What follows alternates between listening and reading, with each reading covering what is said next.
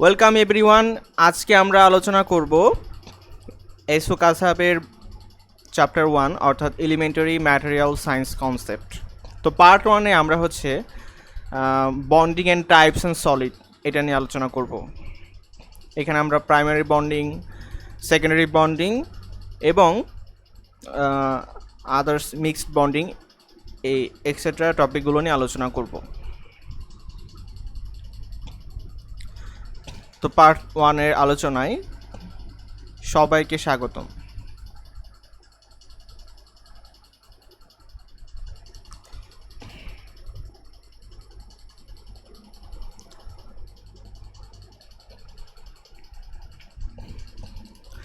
প্রথমে আমরা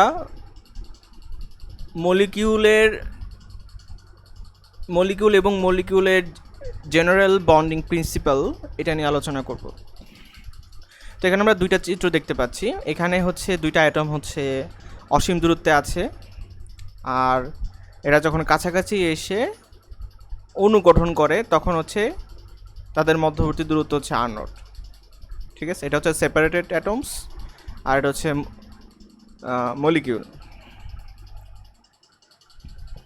যখন দুইটা অ্যাটমকে কাছাকাছি আনা হয়, ভ্যালেন্স ইলেকট্রনগুলো একে অপরের সাথে এবং কাছাকাছি পজিটিভলি নিউক্লিয়াসের সাথে ইন্টারঅ্যাক্ট করে। এই যে ভ্যালেন্স ইলেকট্রনগুলো যেগুলো আছে এগুলো হচ্ছে একে অপরের সাথে এবং কার সাথে পজিটিভলি চার্জ নিউক্লিয়াসের সাথে ইন্টারঅ্যাক্ট করে। ঠিক আছে, এর ফলে আকর্ষণ বিকর্ষণ হয় এবং অণু গঠিত হয়। আমরা বলি বন্ধন গঠনের ফলে অণু গঠিত হয়। একটা বন্ধন গঠিত হওয়ার অর্থ হলো দুইটা অ্যাটম মিলিত হয়ে বা দুইটা অ্যাটম মিলিয়া যে সিস্টেম গঠিত হয় তার এনার্জি আলাদা আলাদা থাকা অবস্থায় এনার্জি অপেক্ষা কম। তারা যখন আলাদা আলাদা অর্থাৎ সেপারেটেড ছিল তখন যে এনার্জি ছিল, বন্ডিং হলে এনার্জিটা কমে যায়, অর্থাৎ এনার্জি মিনিমাম হয়। এভাবে অণু গঠনের ফলে এই অ্যাটমগুলা এনার্জেটিক্যালি স্টেবল হয়। এখানে আমরা এই চিত্রে সেটাই দেখতে পাচ্ছি। আসলে এখানে এই চিত্রে দুইটি অ্যাটমকে কাছাকাছি এনে এখানে একসাথে করা হয়েছে।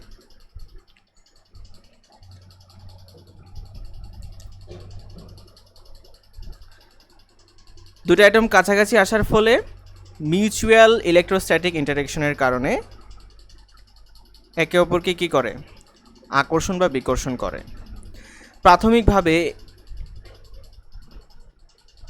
প্রাথমিকভাবে আকর্ষণ বলটাই বিকর্ষণ বলকে ডমিনেট করে।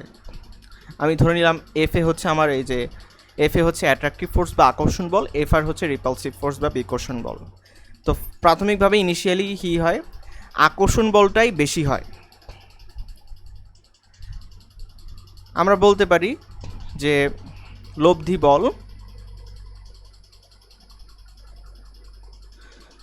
বল এফ ইকুয়াল টু হচ্ছে এফ এ প্লাস এফ আর, এবং এটা প্রথম থেকে আকর্ষণধর্মী হয়। চিন্তা করি, আমাদের একটা জিনিস মাথায় রাখতে হবে যে নেগেটিভ ফোর্সটা হচ্ছে আমার এখানে আকর্ষণ বল। হ্যাঁ, বা আকর্ষণ বল বুঝাইতে বলতে আমরা আকর্ষণধর্মী বুঝাইতে আমরা নেগেটিভ ব্যবহার করব, আর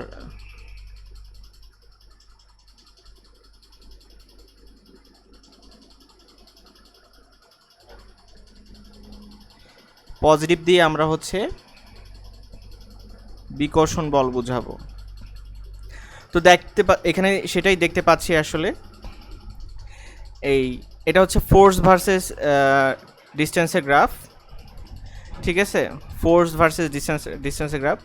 দেখো আমাদের রিপালসিভ ফোর্স যেটা আছে, রিপালসিভ ফোর্সের গ্রাফ কিন্তু এটা কিন্তু পজিটিভ ও অ্যাক্সিস বরাবর হয়েছে। আর অ্যাট্রাকটিভ ফোর্স যেটা, এটা কিন্তু নেগেটিভ ওয়াই অ্যাক্সিস বরাবর হয়েছে। এবং এই দুটো যে লব্ধি সেটা হচ্ছে এই যে মাঝখানেরটা। তো প্রাথমিকভাবে যখন এরা অসীম দূরত্বে ছিল তখন এদের মধ্যে যে নিট ফোর্সটা, এই যেটা হচ্ছে নিট ফোর্স, মাঝখানেরটা হচ্ছে নিট ফোর্স, এই নিট ফোর্সটা কিন্তু প্রথমে নিচেই ছিল, মানে নেগেটিভ ওয়াই অ্যাক্সিসের দিকেই ছিল। তার মানে প্রাথমিকভাবে লব্ধি বলটা আকর্ষণধর্মী হয়। আমি এখানে আন্তঃআণবিক ব্যবধান আর এর সাথে এই প্রথম চিত্রে নিট ফোর্সের এবং দ্বিতীয় চিত্রে হচ্ছে এই পটেনশিয়াল এনার্জির গ্রাফ দেখানো হয়েছে।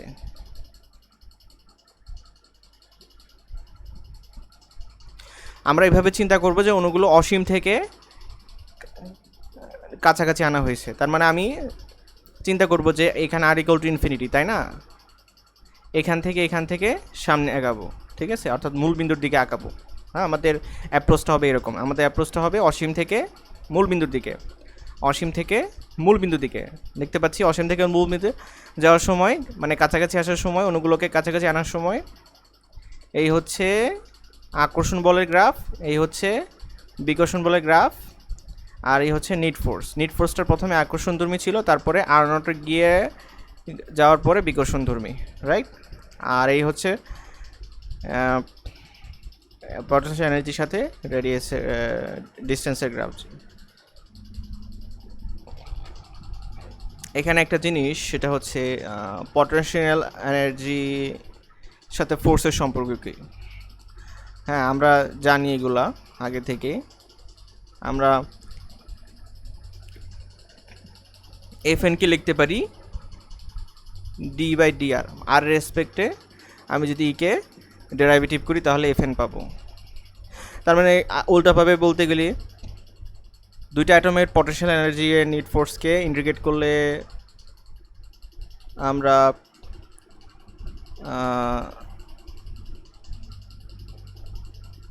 হ্যাঁ সরি কি বললাম, দুইটা অ্যাটমের যে নিট ফোর্স, এটাকে যদি আমি ইন্টিগ্রেট করি তাহলে কি পাবো?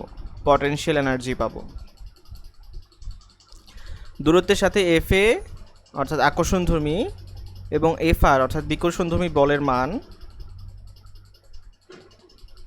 বিকর্ষণধর্মী বলের ভ্যারিয়েশন ভিন্ন হয়।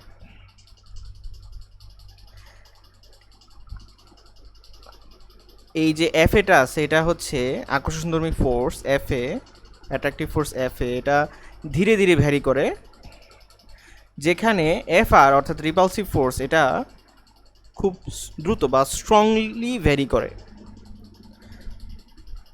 এবং খুব কাছাকাছি আনা হলে এই এফ আর অর্থাৎ রিপালসিভ ফোর্সের মান কিন্তু অনেক শক্তিশালী হয়। হ্যাঁ, এই যে দেখতে পাচ্ছি খুব কাছাকাছি আসার, আমি যত অসীম থেকে যত সামনে গেছি রিপালসিভ ফোর্সের মান কিন্তু এখান থেকে হট করে অনেক বেশি বাড়া শুরু করছে, বাড়তে এত বাড়ছে যে লব্ধি বল পরে বিকর্ষণধর্মী হওয়া শুরু করছে।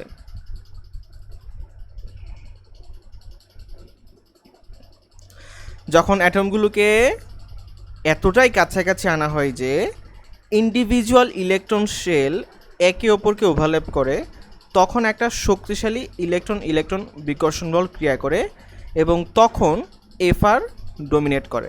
আমি যদি আরেকটু ভালোভাবে বুঝাই যে এই পর্যন্ত এখানে নিট ফোর্স 0, তার মানে এটার আগে এই পোর্শনটুকুতে অ্যাট্রাকটিভ ফোর্স হচ্ছে ডমিনেট করছে, আর এটার পরে এই পোর্শনটুকুতে আমি আরও অণুগুলোকে যখন কাছাকাছি আনাবো এখানে রিপালসিভ ফোর্স ডমিনেট করছে, ঠিক আছে? রিপালসিভ ফোর্স ডমিনেট করার কারণ কি বললাম, যে ইলেকট্রন বিকর্ষণ।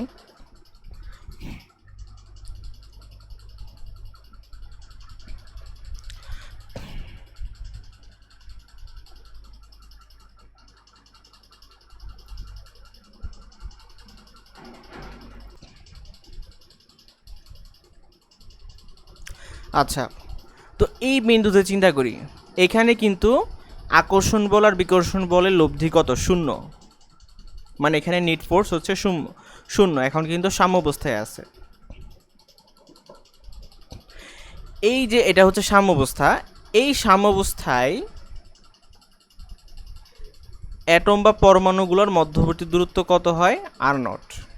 তাহলে আর নট হচ্ছে সাম্যাবস্থায় অ্যাটমগুলার মধ্যবর্তী দূরত্ব বা পরমাণুগুলোর মধ্যবর্তী দূরত্ব। এই আর নটকে বলা হবে হচ্ছে ইকুইলিব্রিয়াম সেপারেশন। তাহলে আর নটকে আমরা কি বলবো? Equilibrium separation. এবং এটা কার্যকরভাবে বন্ধন দৈর্ঘ্য বা বন্ড লেন্থ। তাহলে আর নট হচ্ছে বন্ড লেন্থ। তো এখন এনার্জি ডায়াগ্রামে আসি। এনার্জি ডায়াগ্রামে Fn0 মানে, হ্যাঁ, এখন Fn0 এই কথাটির অর্থ হচ্ছে d/drও কি হবে? 0 হবে, তাই না? d/drও 0 হবে। এটার অর্থ হচ্ছে সিস্টেমের পটেনশিয়াল এনার্জি সর্বোচ্চ তো হবে না, হবে কি? সর্বনিম্ন। সিস্টেমের পটেনশিয়াল এনার্জি এই যে সর্বনিম্ন। তাহলে এই যে আর নট ডিস্টেন্সের দিকে আসি, এখানে সিস্টেমের পটেনশিয়াল এনার্জি সর্বনিম্ন।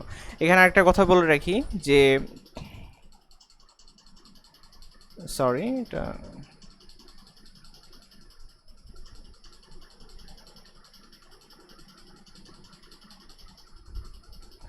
Fn = -d/dr।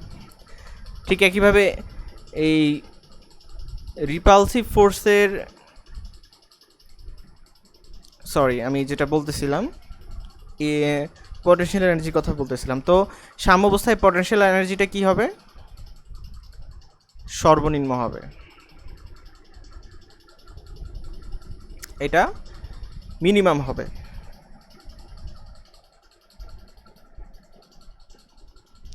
তো পরমাণুগুলো যখন একে অপরের দিকে অ্যাপ্রোচ করে বা এগিয়ে আসে, অণু তখনই গঠিত হয়। অণু তখনই গঠিত হয় যখন যখন দুইটি অ্যাটমের এনার্জি সর্বনিম্ন হয়। এই সর্বনিম্ন শক্তিকে অণুর বন্ধন শক্তি বলা হয়। ঠিক আছে? তাহলে এই যে ই বন্ড, এটাই হচ্ছে আমার বন্ধন শক্তি।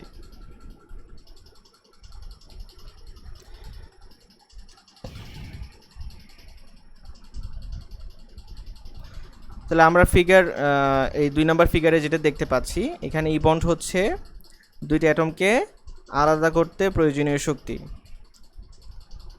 এটাই হচ্ছে আমার বন্ডিং এনার্জি, বন্ড এনার্জি বা বন্ধন শক্তি, ই বন্ড।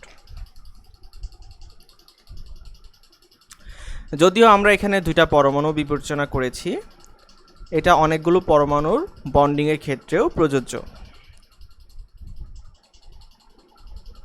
এবং একটা টিপিক্যাল সলিডের বিলিয়ন অফ অ্যাটমের ক্ষেত্রেও প্রযোজ্য। যদিও অ্যাট্রাকটিভ ফোর্স এবং রিপালসিভ ফোর্স ম্যাটেরিয়াল থেকে ম্যাটেরিয়ালে ভিন্ন হয়, জেনারেল প্রিন্সিপাল হচ্ছে যে প্রতি অ্যাটমে একটি বন্ডিং এনার্জি এবং ইকুইলিব্রিয়াম ইন্টার অ্যাটমিক সেপারেশন, বা যেটাকে আমরা বলি আন্তঃআণবিক দূরত্ব, আর নট থাকে। অর্থাৎ প্রত্যেকটা অ্যাটমে একটা ই বন্ড থাকবে,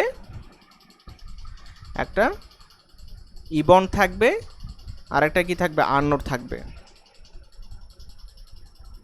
বন্ডিং এনার্জি এবং ইকুইলিব্রিয়াম ইন্টারঅ্যাটমিক সেপারেশন, অর্থাৎ সাম্যাবস্থায় যে অণুগুলোর মধ্যবর্তী দূরত্ব, সেটা, এই দুটো জিনিস থাকবে। এমনকি সলিডে যেখানে অনেক ইন্টারেক্টিং অ্যাটম থাকে, মানে পরমাণু থাকে, সেখানেও আমরা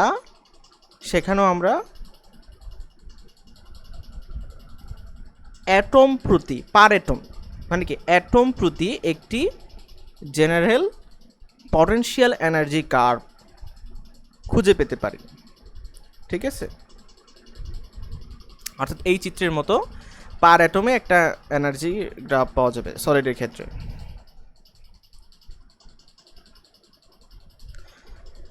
সলিডের প্রপার্টি বোঝার জন্য আমরা ওই কার্ভটা ব্যবহার করতে পারি, যেমন হচ্ছে থার্মাল এক্সপ্যানশন কোএফিসিয়েন্ট, তাপীয় প্রসারণ সহগ, তারপর হচ্ছে স্থিতিস্থাপক, বাল্ক মডুলাস বা আয়তন গুণাঙ্ক।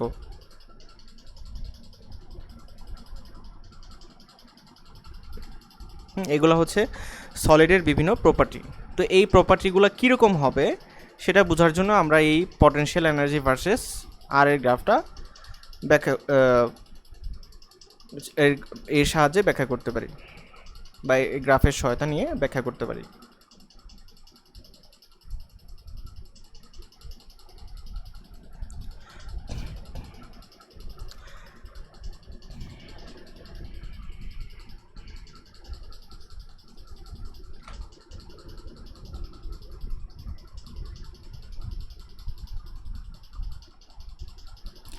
তো এখন আমরা আলোচনা করব সমযোজী বন্ধনে আবদ্ধ সলিড, অর্থাৎ এটার এক্সাম্পল হিসেবে নিব ডায়মন্ড বা হীরাকে।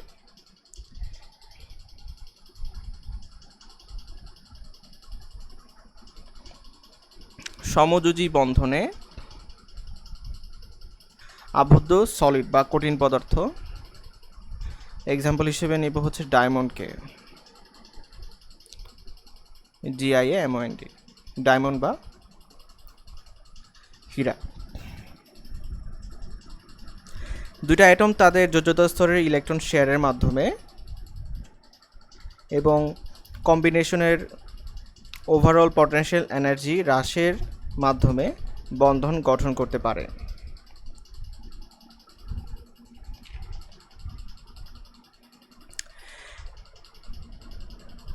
একটা কার্বন অ্যাটম অন্য কার্বন অ্যাটমের সাথে ইলেকট্রন শেয়ার করতে পারে, তাই না?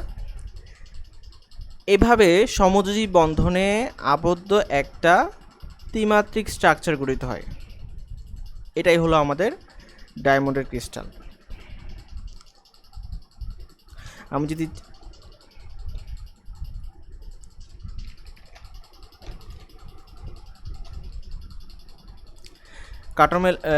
কার্বনের লাস্ট শেলে 4টা ইলেকট্রন আছে এবং কার্বন সমযোজী বন্ধন করতে পারে। একটা কার্বন অ্যাটম অন্য একটা কার্বন অ্যাটমের সাথে ইলেকট্রন শেয়ারের মাধ্যমে বন্ধন গঠন করতে পারে। এভাবে সমযোজী বন্ধনে আবদ্ধ একটা ত্রিমাত্রিক স্ট্রাকচার গঠিত হয়। এটাই হচ্ছে ডায়মন্ড, বা এটাই হচ্ছে ডায়মন্ড ক্রিস্টালের স্ট্রাকচার, যেখানে সকল কার্বন অ্যাটম একে অপরের সাথে সমযোজী বন্ধনে আবদ্ধ থাকে।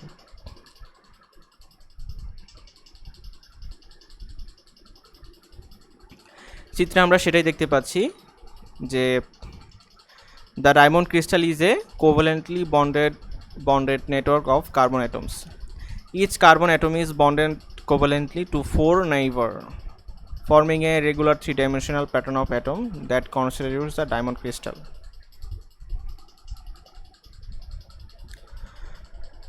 কোঅর্ডিনেশন নাম্বার বা সন্নিবেশ সংখ্যা। কোঅর্ডিনেশন নাম্বার বা সন্নিবেশ সংখ্যা হলো সলিডে একটা অ্যাটমের সবচেয়ে কাছের অ্যাটম সংখ্যা। ডায়মন্ডে যেহেতু একটা কার্বন আশেপাশে 4টা কার্বন থাকে, 4টা কার্বনের সাথে সরাসরি যুক্ত থাকে, তার মানে ডায়মন্ডের কোঅর্ডিনেশন নাম্বার বা CN হচ্ছে কত? 4।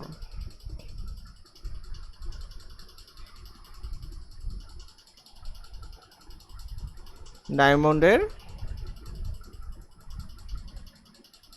সন্নিবেশ সংখ্যা হচ্ছে 4।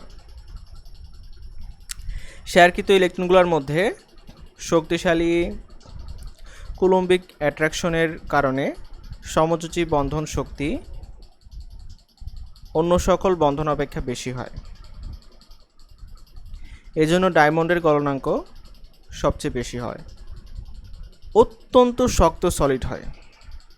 ডায়মন্ড গলনাঙ্ক এই বন্ধনটা শক্তিশালী হওয়ার কারণে, অন্যান্য সমযোজী বন্ধনের তুলনায় ডায়মন্ডের বন্ধনটা শক্তিশালী হওয়ার কারণে, হ্যাঁ, এটা অত্যন্ত শক্তিশালী বা শক্ত সলিড হয়, কঠিন পদার্থ হয়। এই জন্যই বলা হয় diamond is one of the hardest known material, অর্থাৎ আমাদের যে যত ম্যাটেরিয়াল আছে এর মধ্যে হার্ডেস্ট ম্যাটেরিয়াল আছে, এর মধ্যে ডায়মন্ড হচ্ছে অন্যতম।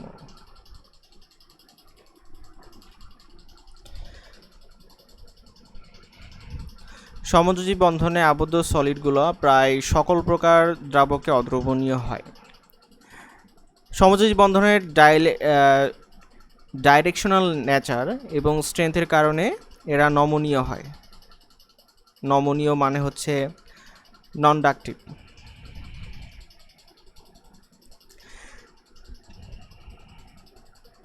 শক্তিশালী বল প্রয়োগ করলে ভেঙে যায়, বা আমরা বলবো ভঙ্গুর ফাটল তৈরি হয়, যেটাকে বলা হয় ব্রিটল ফ্র্যাকচার বলা হয় এটাকে। যেহেতু সকল যোজ্যতা ইলেকট্রন বন্ধন গঠন করে, ইলেকট্রিক ফিল্ড অ্যাপ্লাই করা হলো বিদ্যুৎ পরিবহনের জন্য, ক্রিস্টালে ড্রিফট করার মতো কোনো মুক্ত ইলেকট্রন থাকে না, ফলশ্রুতিতে এদের পরিবাহিতা খুবই অল্প হয়।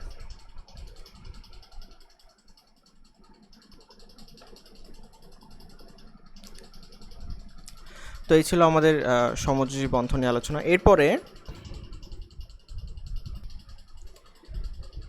এরপরে আমরা আলোচনা করব হচ্ছে মেটালিক বন্ড নিয়ে।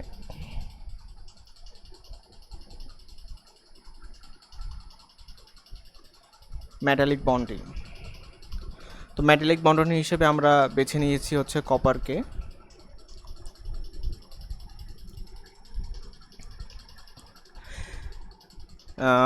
মেটাল অ্যাটমের মাত্র কিছু যোজ্যতা ইলেকট্রন থাকে যাদেরকে রিমুভ করা কষ্টসাধ্য।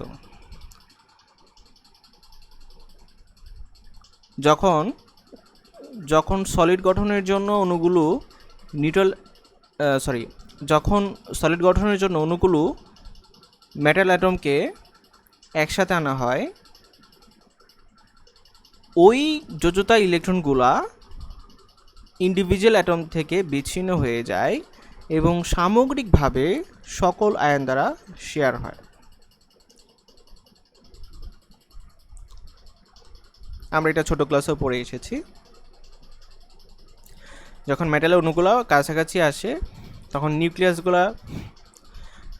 থেকে ইলেকট্রনগুলো তখন আর একটা নিউক্লিয়াসের আন্ডারে থাকে না, তখন সমস্ত মেটালের আন্ডারে চলে যায়।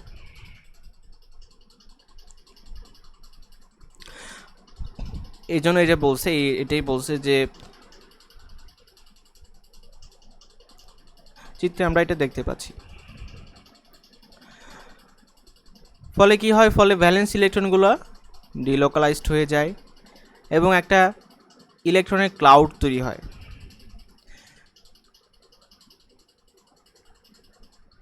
ইলেকট্রন ক্লাউডের নেগেটিভ চার্জ এবং মেটাল আয়নের মধ্যে আকর্ষণ। প্রত্যেকটা ভ্যালেন্স ইলেকট্রন ইন্ডিভিজুয়াল অ্যাটম থেকে বিচ্ছিন্ন করতে যে এনার্জি প্রয়োজন হয় তার থেকে বেশি। আমি আবারও বলতেছি,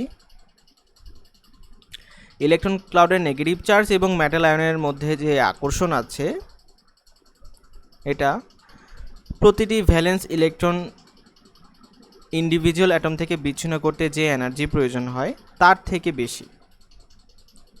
কাজেই স্থির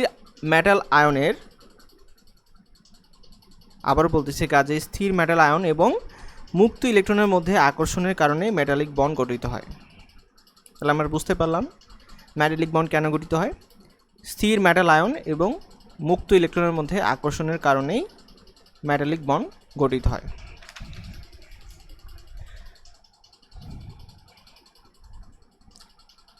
এই বন্ড ইলেকট্রন একটি কালেকটিভ শেয়ারিং এবং তাই নন ডিরেকশনাল, ফলে মেটাল আয়নগুলো যথাসম্ভব কাছাকাছি থাকার চেষ্টা করে, ফলে উচ্চ সন্নিবেশ সংখ্যার ক্লোজড প্যাক ক্রিস্টাল স্ট্রাকচার গঠিত হয়। যেমন কপার প্লাস আয়নগুলো ক্লোজলি প্যাকড, যথাসম্ভব কাছাকাছি থাকে বা ক্লোজলি প্যাকড অবস্থায় থাকে। ইলেকট্রন এবং আয়নের মধ্যে গ্লুরিং ইফেক্টের কারণে হয়।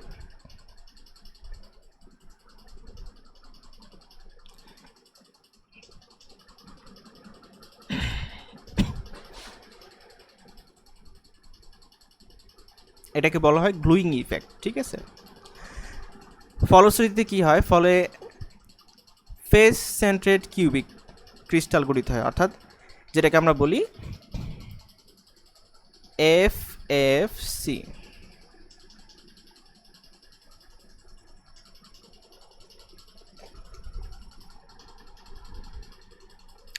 এই প্রকার বন্ডিংয়ের ফলাফল খুবই ড্রামাটিক বা নাটকীয় হয়। প্রথমত, বন্ডিংয়ের নন ডিরেকশনাল প্রকৃতির অর্থ হচ্ছে বল প্রয়োগ করা হলেও আয়নগুলো একে অপরের সাপেক্ষে মুভ করতে পারে, বিশেষ করে নির্দিষ্ট কিছু ক্রিস্টাল ডিফেক্টের উপস্থিতিতে, যেমন ডিসলোকেশনস। ফলে মেটাল ডাকটাইল অর্থাৎ ভঙ্গুর প্রকৃতির হয়, ভঙ্গুর হয়ে থাকে। ইলেকট্রিক ফিল্ড প্রয়োগ করা হলে মুক্ত ইলেকট্রনগুলো ড্রিফট করা শুরু করে, তাই বিদ্যুৎ পরিবাহিতাও এদের অনেক বেশি হয়ে থাকে। উপরন্তু মেটাল বার বরাবর টেম্পারেচার গ্রেডিয়েন্ট থাকে। মুক্ত ইলেকট্রনগুলো গরম থেকে ঠান্ডা অঞ্চলে এনার্জি ট্রান্সফারে অবদান রাখতে পারে। ইলেকট্রনগুলো প্রায়ই মেটালের সাথে সংঘর্ষে লিপ্ত হয়, ফলে এনার্জি ট্রান্সফার করে। এই জন্য মেটালের থার্মাল কন্ডাক্টিভিটি অনেক ভালো হয়ে থাকে।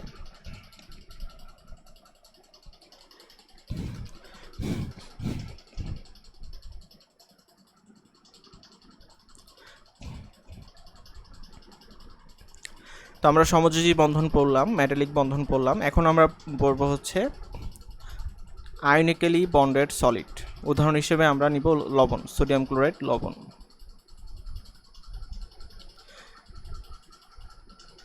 আয়নিক্যালি বন্ডেড সলিডস।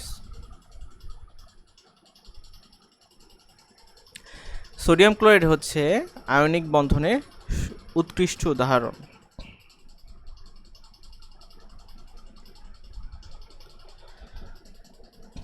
আয়নগুলো সাম্য অবস্থায় থাকে এবং সলিড স্টেবল হয়। এই যে সোডিয়াম প্লাস এবং সোডিয়াম মাইনাস, অর্থাৎ পজিটিভ এবং নেগেটিভ যে আয়নগুলো আছে, এগুলো সাম্য অবস্থায় থাকে এবং সলিডটা তখন স্টেবল হয়।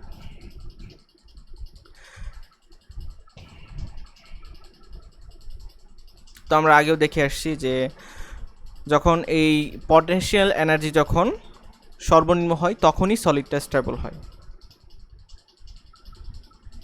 অর্থাৎ এই পজিশনে আমরা যদি এই পজিশনের কথা চিন্তা করি,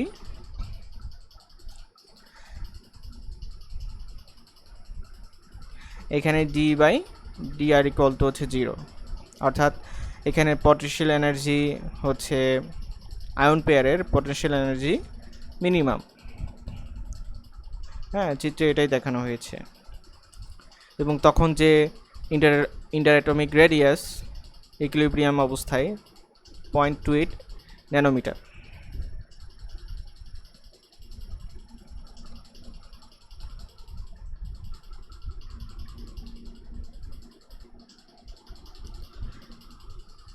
এখানে কিন্তু এনার্জি 0, এখানেও এনার্জি 0। এনার্জি 0 বা জিরো এনার্জি মানে কি? জিরো এনার্জি মানে সোডিয়াম এবং ক্লোরাইড অ্যাটম আলাদাভাবে আছে। প্রাথমিকভাবে প্রায় হচ্ছে 1.5 ইলেকট্রন ভোল্ট প্রয়োজন হয় সোডিয়াম থেকে ক্লোরিন অ্যাটমে।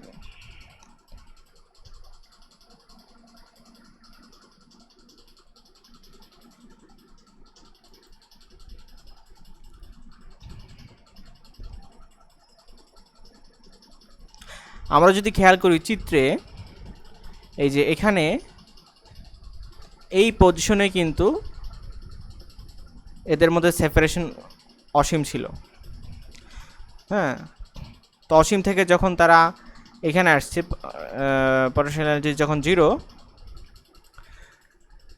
তখনও আলাদাভাবে আছে, এবং এইখান থেকে এই পর্যন্ত আসতে হচ্ছে আরও, মানে এইখান থেকে এই পর্যন্ত আসতে, মানে কাছাকাছি আসতে হচ্ছে 1.5 ইলেকট্রন, এটা প্রাথমিকভাবে প্রয়োজন হয়েছে। এবং তখন হচ্ছে সোডিয়াম প্লাস এবং ক্লোরাইড আয়ন গঠিত হয়। আয়নগুলো কাছাকাছি আসায় এনার্জি কমতে থাকে, যত কাছাকাছি আসে এনার্জি কমতে থাকে, আরও কাছাকাছি, মানে নেগেটিভ চিন্তা করি, আরও কমতে থাকে, আরও কমতে থাকে, আরও কমতে থাকে, আরও কমতে থাকে, কমতে কমতে এরকম একটা পজিশনে আসে। তো যতক্ষণ পর্যন্ত না এটা প্রায় নেগেটিভ, হ্যাঁ, 6.3 ইলেকট্রন ভোল্টের মতো হয়, ততক্ষণ পর্যন্ত এনার্জিটা কমতে থাকে। এবং তখন এই সেপারেশনের যে মান, ইন্টারঅ্যাটমিক সেপারেশন, সেটা হচ্ছে কত হয়ে থাকে, 0.28 ন্যানোমিটার। এবং তখন এনার্জিটা মিনিমাম হয় এবং আয়নগুলো তখন সাম্যাবস্থায় থাকে। সলিডে আয়ন প্রতি বন্ধন শক্তি তখন প্রায়, এখানে যেহেতু দুইটা আয়ন আছে, তাহলে আয়ন প্রতি আয়নের বন্ধন শক্তি কত হবে, দুইটা আয়ন মিলে হচ্ছে 6.3 volt, electron volt.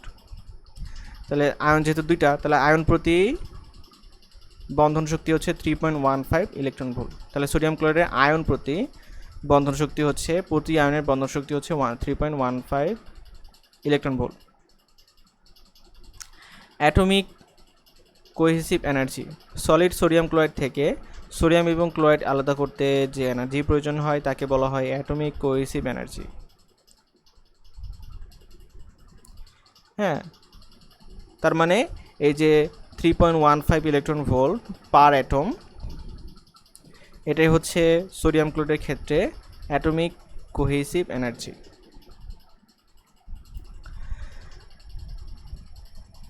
Solid sodium ক্লোরাইডে সোডিয়াম প্লাস এবং ক্লোরিন আয়ন এমনভাবে একে অপরের সাথে অ্যারেঞ্জ থাকে বা সাজানো থাকে যাতে একটা আয়নের আশেপাশে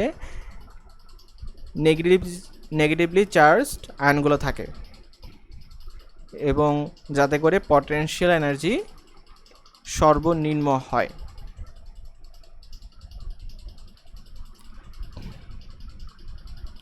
ঠিক চিত্রের মতো। যেহেতু আয়নগুলোর মাঝে আকারের পার্থক্য থাকে, আমি দেখতে পাচ্ছি ক্লোরিনটা বড়, সোডিয়াম আয়নটা ছোট, তার মানে এদের মধ্যে আকারের পার্থক্য আছে। আমাদেরকে সম আয়নগুলো কাছাকাছি আসার ব্যাপারটা অ্যাভয়েড করতে হবে বা এড়িয়ে যেতে হবে। যদি আমরা একটা স্টেবল স্ট্রাকচার অর্জন করতে চাই, প্রতিটি আয়নের আশেপাশে 6টি বিপরীত চার্জযুক্ত আয়ন থাকতে হবে, তাহলে ক্যাটায়ন এবং অ্যানায়ন উভয়ের জন্য কোঅর্ডিনেশন নাম্বার হবে 6।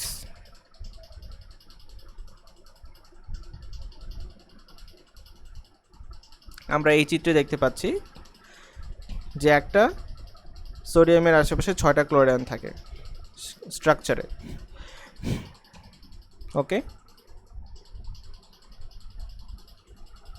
সো এক্ষেত্রে সন্নিবেশ সংখ্যা বা কোঅর্ডিনেশন নাম্বার হচ্ছে গিয়ে 6। প্রপার্টিজ বা বৈশিষ্ট্য, এরা হচ্ছে স্ট্রং হয়ে থাকে, ব্রিটেল অর্থাৎ ভঙ্গুর হয়ে থাকে, শক্ত ভঙ্গুর, এবং কোনো মুক্ত ইলেকট্রন থাকে না, ফলশ্রুতিতে অপরিবাহী হয়, বিদ্যুৎ অপরিবাহী হয়, এবং তাপীয় পরিবাহিতা ওটাও কম হয়, লোয়ার থার্মাল কন্ডাক্টিভিটি হয়। কেন? যেহেতু আয়নগুলো সহজে আশেপাশের আয়নগুলোতে ভাইব্রেশনাল কাইনেটিক এনার্জি পাস করতে পারে না, দ্যাটস ওয়াই এদের থার্মাল কন্ডাক্টিভিটি খুবই অল্প হয়। ওকে, নাইস। এরপর আমরা চলে যাব হচ্ছে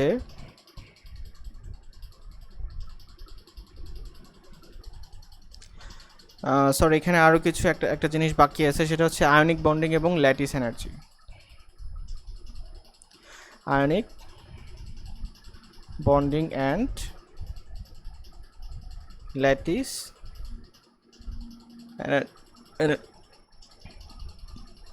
এনার্জি। সোডিয়াম ক্লোরাইড ক্রিস্টাল পেয়ারে পটেনশিয়াল এনার্জি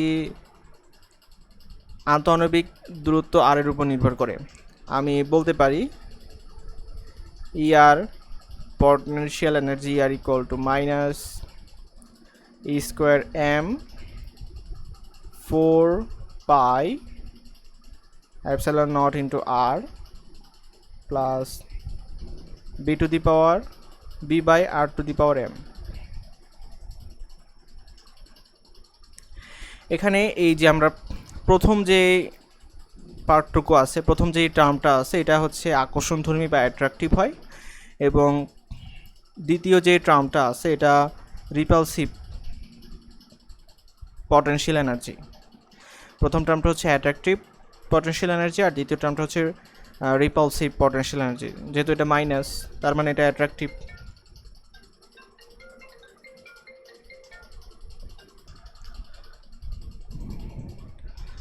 মাইনাস দেখে বুঝতে পারতেছে এটা হচ্ছে অ্যাট্রাকটিভ, এবং প্লাস যেহেতু এটা হচ্ছে রিপালসিভই হওয়ার কথা। এখানে এম বি আর এম হচ্ছে গিয়ে কনস্ট্যান্ট, ধ্রুবক, কনস্ট্যান্ট বা ধ্রুবক। আমরা যদি একটা পেয়ার আয়ন সোডিয়াম প্লাস এবং ক্লোরাইড মাইনাস একটা পেয়ার আয়ন চিন্তা করি, যেটা অন্যান্য আয়ন থেকে বিচ্ছিন্ন করা হয়েছে, তাহলে তার যে পটেনশিয়াল এনার্জি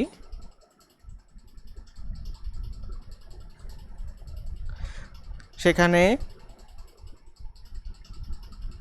প্রথম টার্মটি হবে সোডিয়াম এবং ক্লোরাইড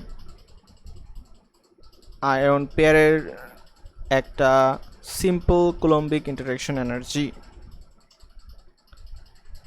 এবং সেখানে m ইকুয়াল টু হচ্ছে 1 হবে বিচ্ছিন্ন অবস্থায়। সোডিয়াম ক্লোরাইড ক্রিস্টালে একটা সোডিয়াম প্লাস আয়ন শুধু আশেপাশের 6টা ক্লোরাইড আয়নের সাথেই ইন্টারঅ্যাক্ট করে না, বরং পরবর্তী আশেপাশের 12টা সোডিয়াম প্লাস আয়ন এবং পরবর্তী 8টা ক্লোরাইড আয়নের সাথেও ইন্টারঅ্যাক্ট করে। এইভাবে ক্রিস্টালের সমস্ত আয়নের সাথেই সে ইন্টারঅ্যাক্ট করে।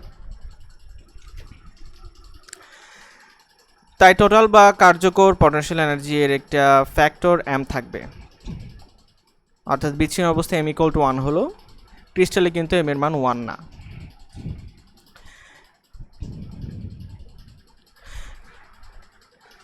এই m কে আমরা বলবো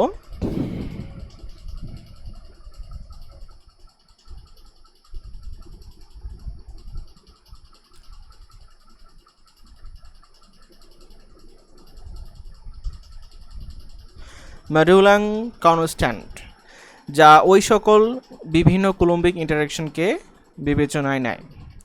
m শুধু ক্রিস্টালে আয়নগুলোর জ্যামিতিক সজ্জা বা অ্যারেঞ্জমেন্টের উপর নির্ভর করে। যেমন FCC ক্রিস্টাল স্ট্রাকচারে FCC ক্রিস্টালের জন্য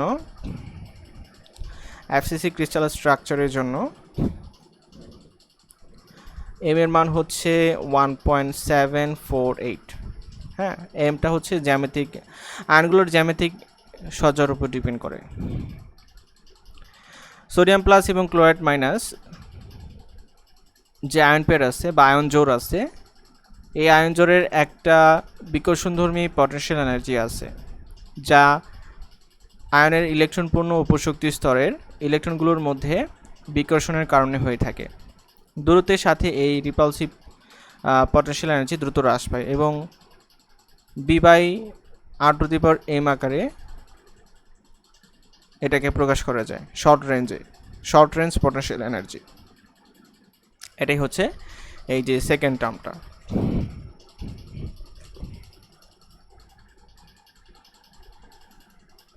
এখানে মনে রাখবেন যে m ইকুয়াল টু হচ্ছে 8 এবং b ইকুয়াল টু হচ্ছে 6.97 2 into 10 to the power minus 96 joule meter to the power 8.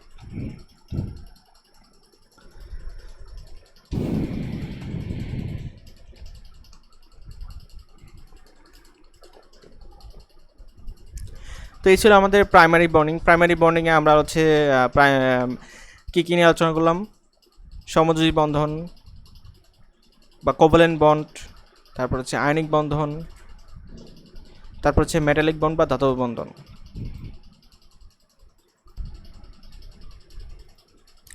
তো এখন আমরা আলোচনা করব সেকেন্ডারি বন্ডিং নিয়ে।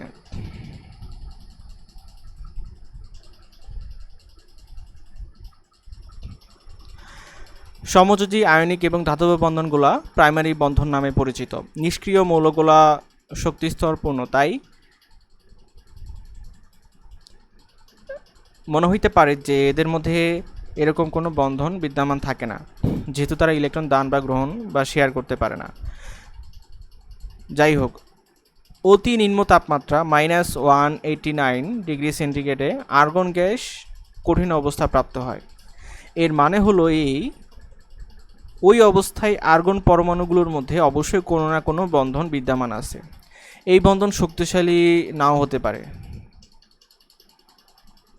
যেহেতু আর্গন -189 ডিগ্রি সেন্টিগ্রেড তাপমাত্রার উপরে গলতে শুরু করে।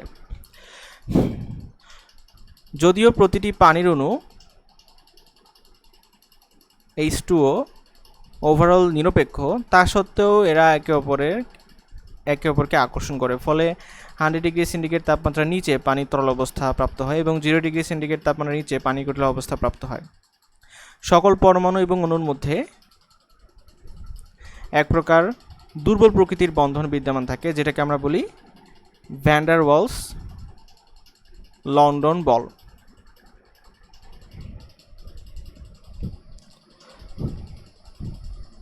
এটাই হচ্ছে এক প্রকার সেকেন্ডারি বন্ধন। ভ্যান ডার ওয়ালস বানানো হচ্ছে VNDRWAALS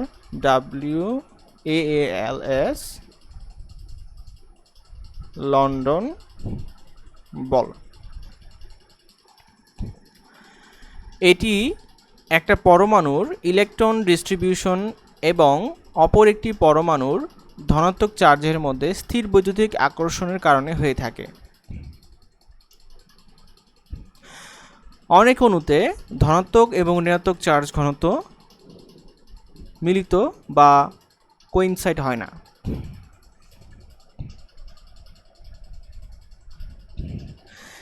আমরা যদি চিত্রে তাকাই, চিত্রে সোডিয়াম ক্লোরাইড অণুতে স্পষ্ট যে ইলেকট্রনের অধিকাংশ সময়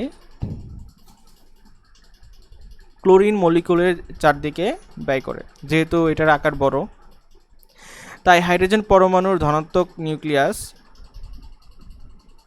প্রকাশিত হয়। হাইড্রোজেন কার্যকরভাবে ক্লোরিন পরমাণুকে একটি ইলেকট্রন দান করে এবং ক্লোরিন পরমাণু অপেক্ষাকৃত অধিক ঋণাত্মক চার্জ অর্জন করে। H+ এবং ক্লোরাইড মাইনাস অর্থাৎ HCl অণুতে যখন সমমানের বিপরীতধর্মী চার্জ একটা নির্দিষ্ট দূরত্বে অবস্থান করে, তখন সেখানে একটা ইলেকট্রিক ডাইপোল মোমেন্ট তৈরি হয়। আমরা এখানে দেখতে পাচ্ছি এই ধরনের অণুগুলো পোলার, তাদের আপেক্ষিক ওরিয়েন্টেশনের উপর নির্ভর করে তারা একে অপরকে আকর্ষণ বা বিকর্ষণ করে। তো আমরা চিত্রে দেখতে পাচ্ছি যে এখানে একটা ডাইপোল গঠন করছে। এই যে এটাকে আমরা এভাবে একটা পজিটিভ চার্জ নেগেটিভ, অর্থাৎ ডাইপোল মানে দ্বিপোল আকারে লিখতে পারি, একটা ধনাত্মক আর ঋণাত্মক চার্জ। তো যখন দুইটা অণুকে আমরা তো ডাইপোল চিন্তা করতেছি, তাহলে দুইটা ডাইপোল যখন এভাবে থাকে, অর্থাৎ একটা মাইনাস একটা প্লাস, তো প্লাস মাইনাস কী করবে, আকর্ষণ করবে, অর্থাৎ ডাইপোল দুটা পরস্পরকে আকর্ষণ করবে। আবার যদি মাইনাস মাইনাস সমধর্মী চার্জ পরস্পরকে বিকর্ষণ করে, দ্যাটস ওয়াই এই ডাইপোল দুটা বা অণু দুইটা পরস্পরকে বিকর্ষণ করবে। আবার তিনটা পরমাণু হলে এইভাবে আকর্ষণ করবে, এইভাবে আকর্ষণ করবে, এইভাবে আকর্ষণ করবে।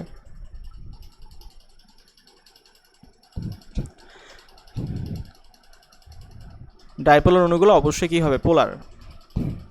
তাদের আপেক্ষিক ওরিয়েন্টেশনের উপর নির্ভর করে তারা একে অপরকে আকর্ষণ বা বিকর্ষণ করে থাকে, যা চিত্রে দেখানো হয়েছে।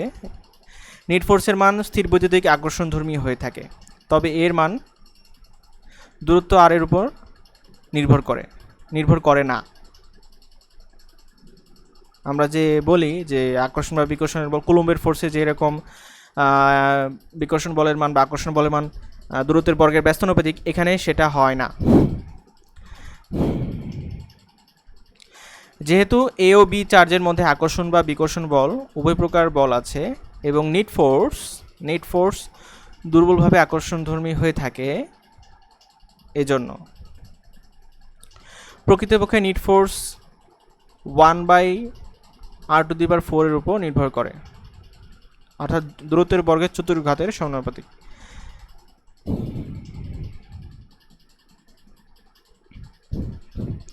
ফিগার সিতে আমরা দেখতে পাচ্ছি যে যথাযথভাবে সজ্জিত ডাইপোলগুলো একে অপরকে আকর্ষণ করে এবং ভ্যান ডের ওয়ালস বন্ধন গঠন করে। ঠিক আছে, এখানে যে সেকেন্ডারি বন্ডিংটা গঠিত হয়েছে সেটাই হচ্ছে ভ্যান ডের ওয়ালস বন্ধন। এই ধরনের ডাইপোল অ্যারেঞ্জমেন্টের এনার্জি তাদের বিচ্ছিন্ন ডাইপোল অবস্থায় যে এনার্জি ছিল তা অপেক্ষা কম। এই ধরনের বন্ধন প্রাইমারি বন্ধন অপেক্ষা দুর্বল এবং এজন্য এদেরকে সেকেন্ডারি বন্ধন বলা হয়। এই সিলের মতো পানির অণুতেও কিন্তু এরকম নিট ডাইপোল মোমেন্ট থাকে। এখানে পানির অণুতে নিট ডাইপোল মোমেন্ট দেখানো হয়েছে।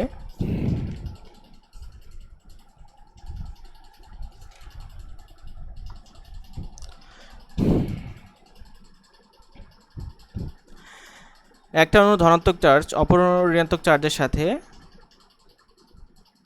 বা ঋণাত্মক চার্জের মধ্যে আকর্ষণ বলের কারণে পানির অণুতে ভ্যান ডের ওয়ালস বন্ধন গঠিত হয়। অনেক সময় এটাকে হাইড্রোজেন বন্ধনও বলা হয়। বরফে পানির অণুগুলো ভ্যান ডের ওয়ালস বন্ধন দ্বারা আবদ্ধ থাকে এবং একটা রেগুলার প্যাটার্ন গঠন করে, এভাবে ক্রিস্টাল স্ট্রাকচার তৈরি হয়।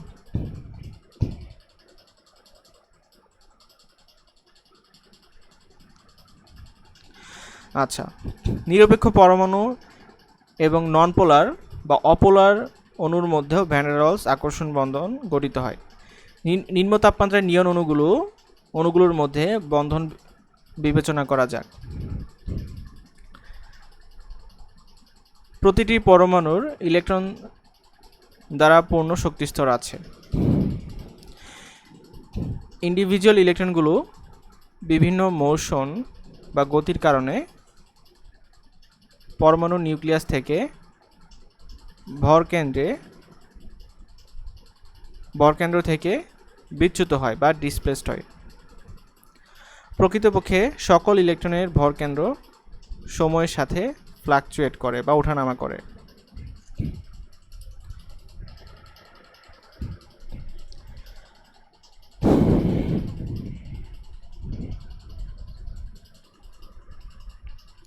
এখানে আমরা দেখতে পাচ্ছি যে এটা হচ্ছে এই যে আয়নিক কোর, নিউক্লিয়াস, হ্যাঁ, কে শেল, পজিটিভ কে শেলের। এটা হচ্ছে টাইম এভারেজ ইলেকট্রন, এটা হচ্ছে ক্লোজড এল শেল।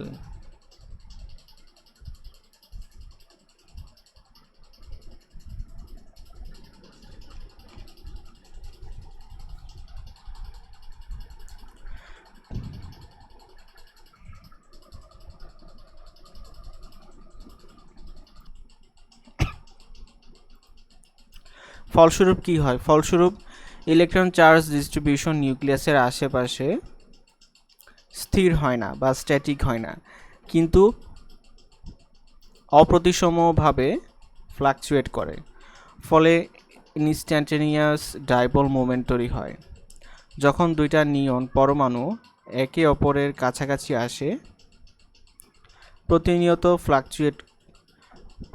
ফ্লাকচুয়েট করা একটার ঋণাত্মক চার্জ ডিস্ট্রিবিউশন অপরটার পজিটিভ চার্জ ডিস্ট্রিবিউশনকে প্রভাবিত করে। একটি লোয়ার এনার্জি কনফিগারেশন অর্থাৎ আকর্ষণ উৎপন্ন হয় যখন ফ্লাকচুয়েশনগুলো সিনক্রোনাইজড হয়, তখন একটা লোয়ার এনার্জি কনফিগারেশন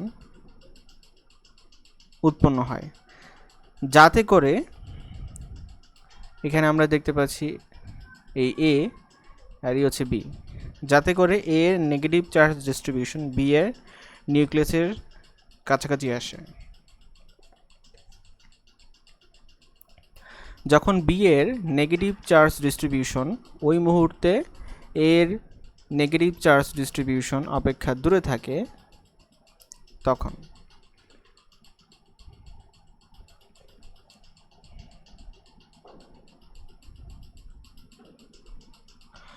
শক্তিশালী স্থির বৈদ্যুতিক ইন্টারঅ্যাকশন উদ্ভূত হয় বা উৎপন্ন হয়। কোথা থেকে? সবচেয়ে নিকটের চার্জগুলো থেকে। সবচেয়ে শক্তিশালী স্থির বৈদ্যুতিক ইন্টারঅ্যাকশন উৎপন্ন হয়। সেগুলো হচ্ছে এর ডিসপ্লেসড ইলেকট্রন এবং বি এর নিউক্লিয়াস।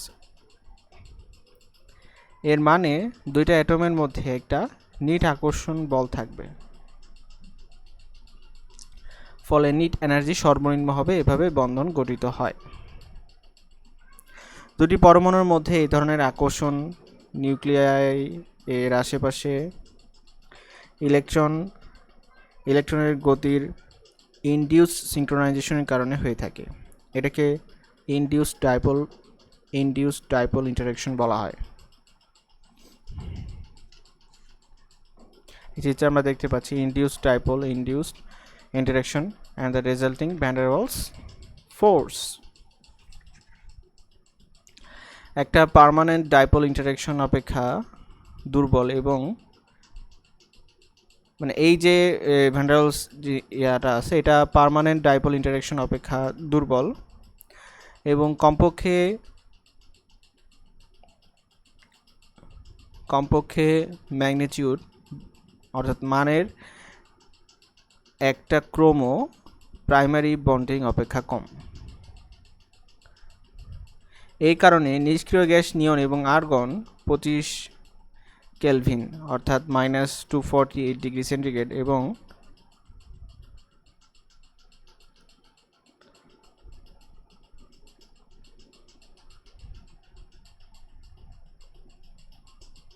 -189 ডিগ্রি সেন্টিগ্রেড তাপমাত্রার নিচে কঠিন অবস্থা প্রাপ্ত হয় অর্থাৎ সলিডিফাই হয়।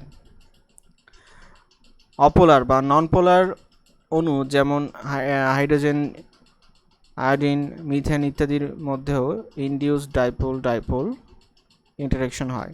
যে সকল সলিডে সাংগঠনিক অণুগুলোর মধ্যে ভ্যান ডার ওয়ালস বলের কারণে বন্ধন গঠিত হয়, তাদের মলিকুলার সলিড অর্থাৎ আণবিক কঠিন পদার্থ বলা হয়। যেমন হচ্ছে বরফ, ড্রাই আইস অর্থাৎ সলিডিফাই কার্বন ডাইঅক্সাইড, তারপর হচ্ছে অক্সিজেন, হাইড্রোজেন, মিথেন এবং সলিড ইনার্ট গ্যাস অর্থাৎ নিষ্ক্রিয় গ্যাস ইত্যাদি।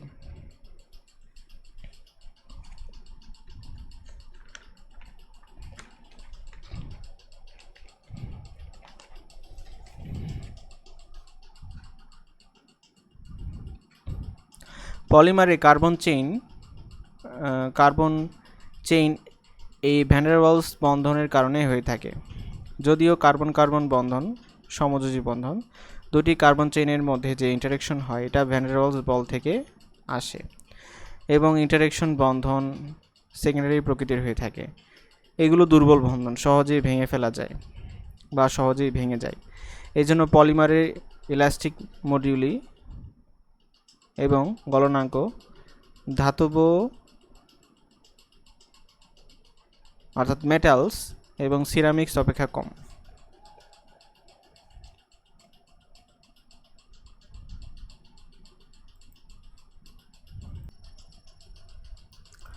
এখন আমরা আলোচনা করব মিক্সড বন্ডিং নিয়ে।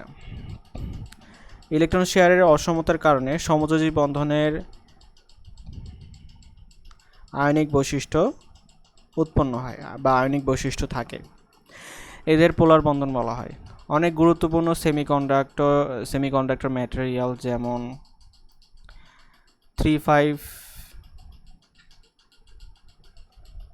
3যোজী পঞ্চযোজী কম্পাউন্ড যেমন গ্যালিয়াম আর্সেনিকে পোলার বন্ধন থাকে। ফর এক্সাম্পল, সমযোজী বন্ধনের যে ইলেকট্রনগুলো আছে সেগুলো গ্যালিয়াম 3+ আয়ন কোর অপেক্ষা আর্সেনিক 5+ আয়ন কোরে অপেক্ষাকৃত বেশি সময় স্পেন্ড করে বা অবস্থান করে। আমি আবার বলতেছি, সমযোজী বন্ধনের যে ইলেকট্রনগুলো আছে সেগুলো গ্যালিয়াম 3+ আয়ন কোর অপেক্ষা আর্সেনিক 5+ আয়ন করে বেশি আয়ন করে অপেক্ষাকৃত বেশি সময় ব্যয় করে বা অবস্থান করে। গ্যালিয়াম আর্সেনিকের ক্রিস্টাল, আমি যদি জিনিসটা লিখে দেখাই যে এটা হচ্ছে গ্যালিয়াম আর্সেনিক। গ্যালিয়াম আর্সেনিকের ক্রিস্টালের যে বন্ধন তা 30% আয়নিক প্রকৃতির হয়।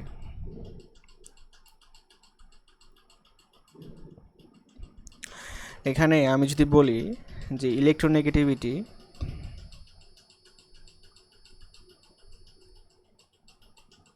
বা তড়িৎ ঋণাত্মকতা হচ্ছে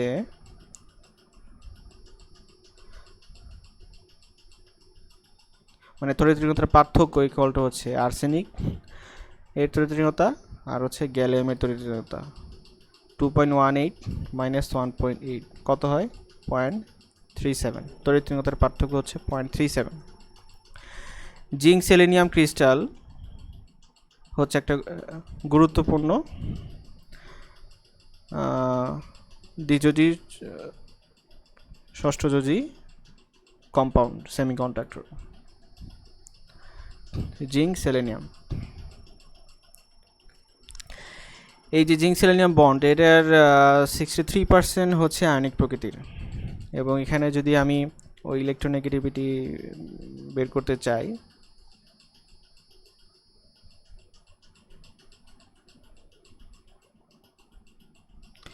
এটা হচ্ছে সেলেনিয়াম মাইনাস জিঙ্ক কত আসে 2.55 মাইনাস 1.65 ইকুয়াল টু কত 0.85।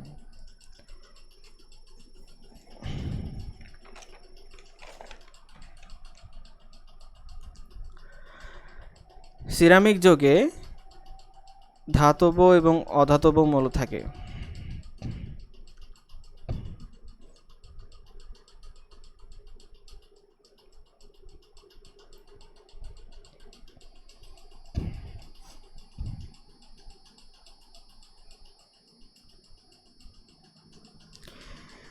এগুলা ভঙ্গুর হয়ে থাকে অর্থাৎ ডাকটাই, এবং হার্ডনেস বেশি, বা আমরা এটাকে বলি শক্ত বা অনমনীয়। ভঙ্গুর, শক্ত বা অনমনীয় এবং বিদ্যুৎ অপরিবাহী হয়ে থাকে অর্থাৎ ইনসুলেটর।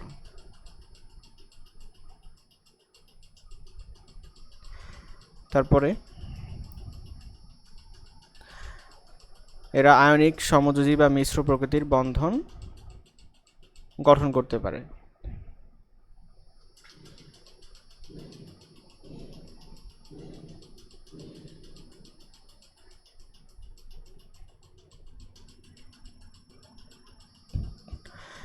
একটা এক্সাম্পল দিতে পারি,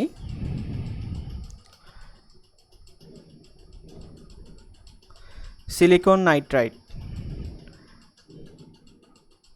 এটা হচ্ছে সিলিকন নাইট্রাইটে সিলিকন এবং নাইট্রোজেনের মধ্যে কি থাকে, সমযোজী বন্ধন গঠিত হয়। এটাও সিরামিক।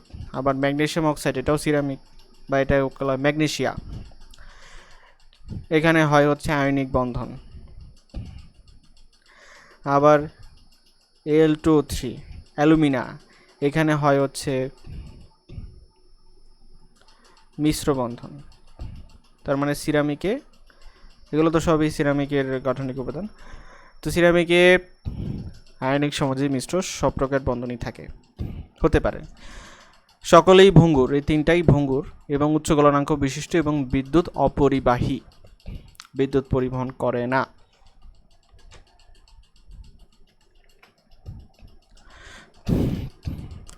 তো পার্ট 1 লেকচার এই পর্যন্ত। পার্ট 2-তে আমরা হচ্ছে ক্রিস্টালাইন স্টেট নিয়ে ডিসকাস করব।